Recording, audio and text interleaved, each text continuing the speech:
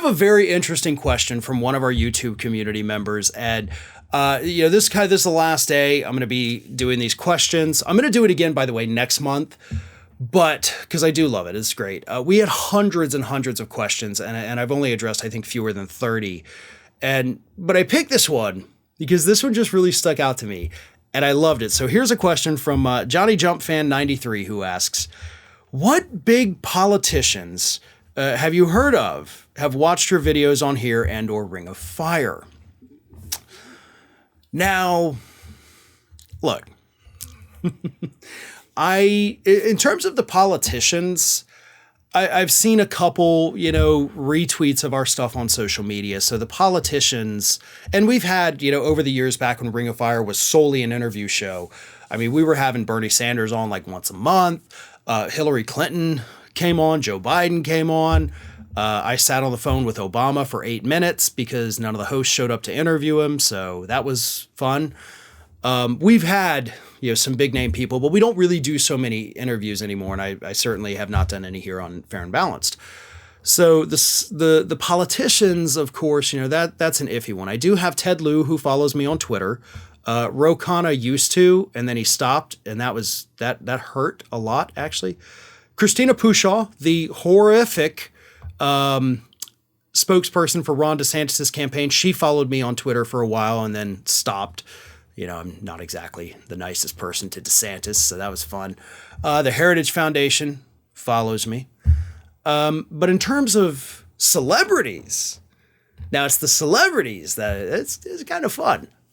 Because I will say that I have been kind of an email pen pal with a Grammy Award-winning musician. We chat on a semi-regular basis, right? We'll go months without talking, but then, a couple emails here and there. He's actually invited me, like, hey, if you're ever out here in California, like, here's my number. And it would be really cool to hang out with this guy. I'm not going to reveal his name. But again, Grammy Award winner. God, I want to tell you. I so want to tell y'all, but I can't. But it's really cool. Jeremy London, who, by the way, was like one of my favorite actors because Mallrats is my favorite movie. We've become like, I like to consider that we're like friends. So Jeremy London, a lot of people from the state, Kevin Allison. So that's a lot of fun. Thomas Lennon. And is it Adam McKay, who used to be the writing partner with Will Ferrell? He used to retweet our stuff on Ring of Fire all the time. So that was really cool, when he would do that. I haven't seen it in a while, but I think a lot of people have kind of dropped off Twitter. We also used to get Bill Maher used to share our stuff, or at least whoever was running his Facebook page, they used to share it all the time on his Facebook page. So we've got a lot of cool people. And I think a lot of them are actually very quiet because I was talking to David Pakman, probably about a year ago.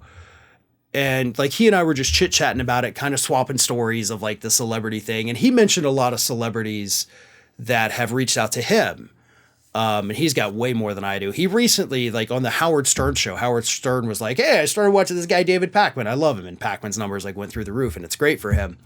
So Pakman's got like way cooler people than me. No, actually I shouldn't say that. He's got way more than me. I think mine are way cooler than his, by the way.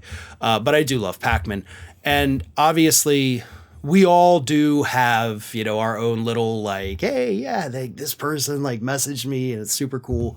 So we've all got our secret celebrities that don't want to get like overtly political on social media, but each one of us, I promise you, has people that have reached out like, hey, it's so-and-so. And we all kind of go into our fanboy or fangirl mode. And it's a lot of fun. It's kind of cool to think. And maybe one of you celebrities is watching this, feel free to reach out to me. Like, again, I'm not going to tell everybody. But, it's just a little feather in my cap because I will brag about it to my kids because, they think their dad's kind of dorky. But, that's a story for a different day. Hey, everyone, this is Aspen.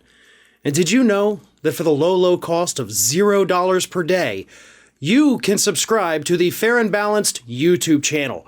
We also encourage you to like, comment, and share. But again, click that subscribe button and help Aspen not be so grumpy.